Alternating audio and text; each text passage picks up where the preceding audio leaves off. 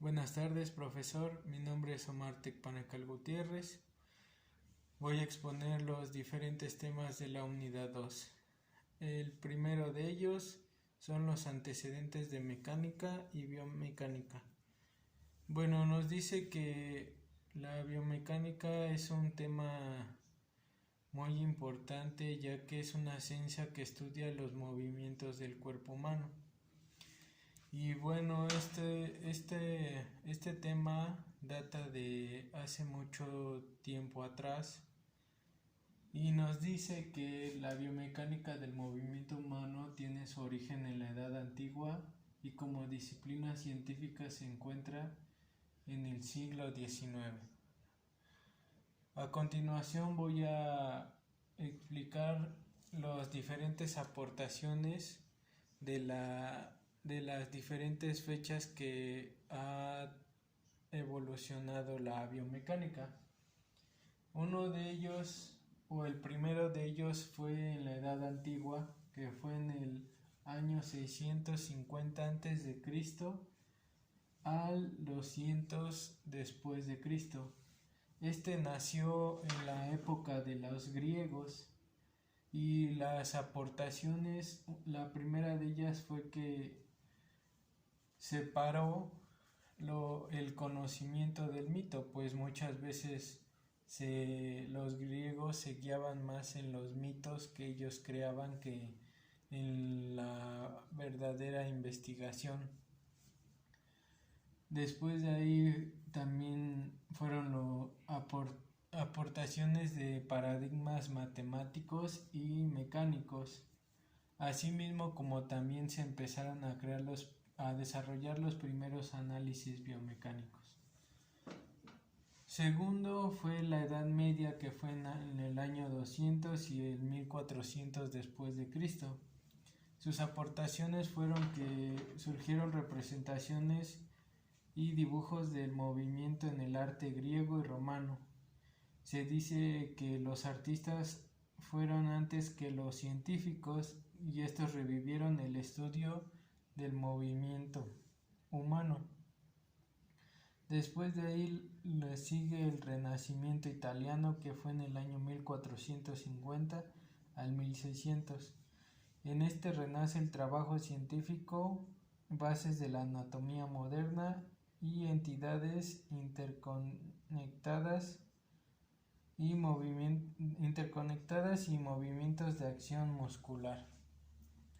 Después de ahí nos sigue que en la época de la Revolución Científica, que fue del año 1600 al 1730, sus aportaciones fue la libertad intelectual, nuevas ideas y descubrimientos, las teorías y experimentación de la biomecánica y las 3 leyes de Newton. Después nos data la Ilustración, que fue del año 1730 al 1800, donde estos crearon diferentes conceptos. Uno de ellos fue el de fuerza y energía, las diferencias que hay entre las leyes mecánicas y el estudio de los biomateriales. Después de ahí nos sigue el siglo XX, que se desarrollaron tecnologías y mecánicas en las 2 guerras mundiales, el reconocimiento social del deporte y el incremento de investigadores y centros de investigaciones. Bueno, después de ahí sigue el tema 2.1, que son los tipos de movimientos de los miembros del cuerpo humano. Aquí explico los diferentes tipos de movimientos que de los miembros, pues son el cuerpo, son los brazos, el cuello, las piernas y los tipos de movimientos. Uno de ellos pues es uno que conocemos mucho, que es la flexión. Nos dice que es el movimiento de aproximación de los huesos que forman una articulación donde están todos los pliegues. La extensión es el movimiento de separación de los huesos que forman la articulación. La abducción es el movimiento de separación de la línea central del cuerpo. La aducción es el movimiento de aproximación a la línea central del cuerpo. La rotación es la articulación que permite giros a través del eje del segmento corporal. La pronación es con el codo en flexión. Este nos dice que es un giro hacia adentro del codo debido a un movimiento de rotación interna. La supinación es con el codo en flexión, pero este se da un giro hacia afuera del codo debido a un movimiento de rotación externa. Por último viene la circunducción, que esta es la articulación, permite un movimiento circular de una parte corporal. Y la inclinación lateral, que este es un movimiento de oscilación solo del cuello de un lado a otro. Después seguimos con el tema 2.2, que nos habla de las cargas físicas. Definimos que es el conjunto de requerimientos físicos a los que se ve sometida la persona a lo largo de la jornada laboral. De ahí se derivan dos tipos de cargas físicas. La primera de ellas es la carga física dinámica, que son determinadas demandas físicas como andar o correr que obligan a que el músculo se contraiga y estire rítmicamente a este tipo de contracción muscular y se le denomina isotónica. Y aquí presento dos ejemplos. Uno de ellos es andar, que es el trabajo dinámico para los músculos de las extremidades inferiores. Y el segundo es levantar el peso, que es trabajo dinámico para las extremidades superiores. El segundo tipo de carga física es la carga física estática. Y nos dice que el músculo debe contraerse y mantener la contracción durante un tiempo variable. Es lo que ocurre cuando mantenemos una fuerza o una postura determinada. A este tipo de contracción se le denomina isométrica y al trabajo o ejercicio derivado estático. Los ejemplos que tengo es el sostener un peso en brazos, trabajo estático para los músculos, y mantener el tronco en la misma postura es un trabajo estático del tronco. Bueno, de ahí seguimos con el tema 2.3, que son las soluciones ergonómicas a las lesiones biomecánicas. Nos dice que las posturas forzadas, los movimientos repetitivos o un mal entorno de trabajo pueden comportar la aparición de lesiones que, aunque en un inicio puede resultarnos mínimas, con el paso de los años pueden cronificarse hasta convertirse en enfermedades degenerativas e inflamatorias. Por eso resulta tan importante identificar la existencia de estos riesgos y poner remedio lo antes posible. Bueno, aquí voy a presentar 7 soluciones ergonómicas para prevenir todo estas posturas mal hechas y forzadas o repetitivas. La primera de ellas nos dice que es adoptar un horario donde se permitan pausas para descansar, desconectar y recuperar tensiones. El segundo es evitar la realización de tareas repetitivas por un periodo superior a 30 minutos. Disponer de las herramientas adecuadas para el desarrollo de cada actividad específica. El 4 es mejorar el mobiliario y diseñar un entorno de trabajo con objetos ergonómicos y que respeten las necesidades corporales y posturas de los trabajadores, así como mantener unos correctos niveles de iluminación, insonorización y temperatura.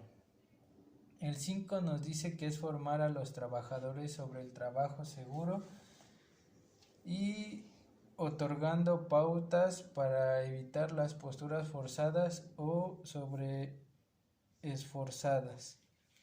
El 6 nos dice que es disponer una buena organización en cuanto al reparto y distribución de tareas. Puede eliminar muchas tensiones entre los trabajadores. Y por último es implantar reconocimientos médicos periódicos entre los empleados. Por último, nuestro tema es el 2.4, que son criterios biomecánicos para el diseño.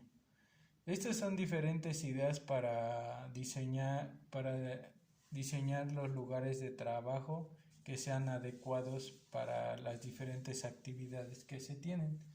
Nos dice que las lesiones musculoesqueléticas son el resultado de muchos factores diferentes, algunos de los cuales están relacionados con el diseño de los puestos de trabajo, como ya lo había mencionado, y que para mejorar el diseño del puesto de trabajo con objeto de reducir el trauma musculoesquelético, existe un conjunto de conocimientos aptos para ser utilizados. Bueno, aquí presento los diferentes criterios biomecánicos y el primero de ellos es la biomecánica de la posición sentada. Es tener una postura correcta de nuestra posición de sentado. El segundo es la columna vertebral en la posición de sentado. Pues en esta debemos de tener una buena postura porque si nos sentamos de una manera incorrecta es cuando vienen las diferentes lesiones, así como la columna lumbar, que es la parte baja de nuestra columna, y la columna cervical donde se encuentra el cuello. Así también debemos seleccionar las distancias entre los diferentes elementos. De esto deriva la altura del trabajo, la altura del asiento, la altura de reposapiés. Estos son importantes ya que si muchas veces nos sentamos de maneras incorrectas y es por eso que a veces el cuerpo tiene tantas tensiones por las malas posturas. Después de ahí también se deriva la profundidad del asiento, el respaldo.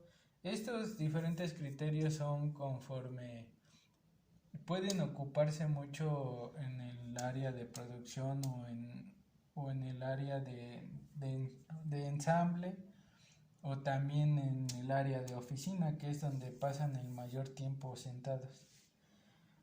Repercusión de la posición de sentado sobre el organismo, mesa demasiado alta para el tipo de trabajo o demasiado baja, la silla demasiado baja o alta respecto al suelo. También de ello se derivan los hábitos individuales, la revisión de diferentes disposiciones mantenidas y la antropometría de la mano. Bueno, profesor, en conclusión, todos estos temas son derivados de tener buenos movimientos para realizar nuestras diferentes actividades, pues muchas veces en el trabajo es tan pesado que al hacerlo de una manera incorrecta nos trae repercusiones no solo al momento sino a futuro, y pues esto es malo ya que como los dice, nos trae diferentes enfermedades. Por eso mismo es que debemos de hacer las cosas bien, cuidar al trabajador y diseñar buenas áreas de trabajo para que estos tengan una buena productividad. Bueno, eso es todo, profesor, y muchas gracias.